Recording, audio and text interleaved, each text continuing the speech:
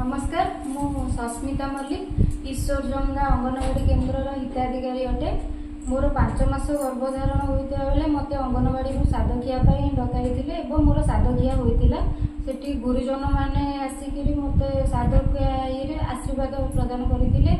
अंगनवाड़ी दीदी मैंने बहुत प्रकार मत सहयोग करते बुझाई मो छुआ केमती जन्म हम आगामी की भलरे रहीटा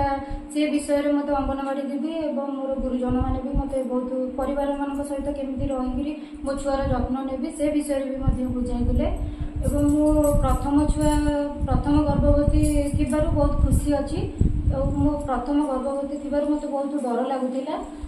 अंगनवाड़ी दीदी मैंने मत बहुत प्रकार बुझाई से विषय बुझिला मो मन डर ए कमी सारी ये प्रकार पदक्षेप नहीं तो सरकार बहुत भल पदक्षेप नहीं मो तरफ सरकार को